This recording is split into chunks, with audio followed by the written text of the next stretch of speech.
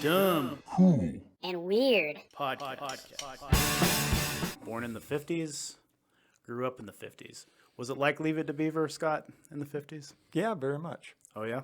Absolutely? Yeah, leaving your house and your car unlocked. Everybody getting along. Oh, that's cool.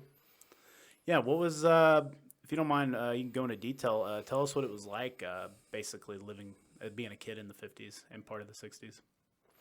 Well, most of the time, my mom was a single mom, Yeah. and spent a lot of time living with my grandparents back in Florida. Let's see, discipline was more strict. Yeah. Yeah, they still had spankings in school. There were a couple times I was sent to the principal's office and got treated to the paddle with holes in it, I guess, for greater speed or whatever. More aerodynamic. Yeah. Yeah, probably led to a lot of people being into kink. Yeah, I'm pretty sure some kid was like, you know what? I like this a little too much. Yeah, that's kind of scary. But in addition to being sent to the principal's office, it meant a lot when you were told, your parents are going to hear about this. They're going to be getting a call. It's like, oh, shit. So dad's going to get out his belt and work you over a good bit, too. Yeah, yeah. You know those paddle balls? Those toys? Yeah. Well, my mom had one of those without the rubber band and the ball. So I would get treated to that That's as fun. necessary. Yeah. Until, I got to like 10 years old or so where I could outrun her.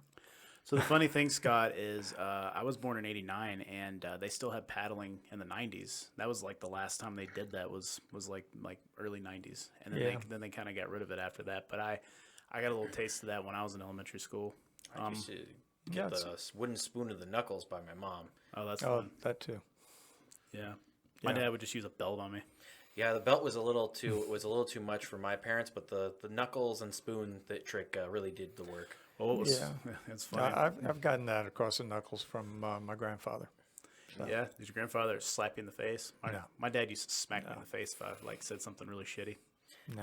Yeah, Yeah, back then, it didn't take too much, though. Yeah, you get a little bit of that, and it got to where you just needed to be reminded, or, like, do you want the paddle? Or no, sorry. There was much Yeah. more of the yes, sir, yes, ma'am type stuff. There was far more respect, I think, back then. yeah, Well, that's cool. definitely. So, and in school too, from what I've seen now, teachers have a hard time disciplining students. There's only so much they can do before the parents come down and start chewing out the teacher. Like, what do you mean disciplining my kid? Yeah. It's Back then it was just the opposite. Yeah. So teachers had a lot more support. Mm-hmm. There were the parents, during the day while you're at school. So you minded them.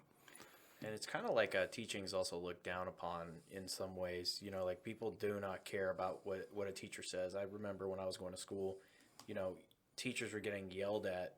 Even the best teachers were just constantly getting disciplined basically by these parents who were being told, why is my kid failing? And it's like, well, I've spoon fed your kid all the information. It's just them not doing the work. And it's like, no, you have to pass my child. And it's like, no, your child's fucking retarded. Yeah. It's like, I watched one of my favorite teachers, like, as time went on, because my brothers went to the same high school and had her. They were like, yeah, she's not like the way you described it. And then my baby brother's like, yeah, I don't see how you said she was a nice teacher, I was like, what do you mean? And he's like, she seems worn out and angry.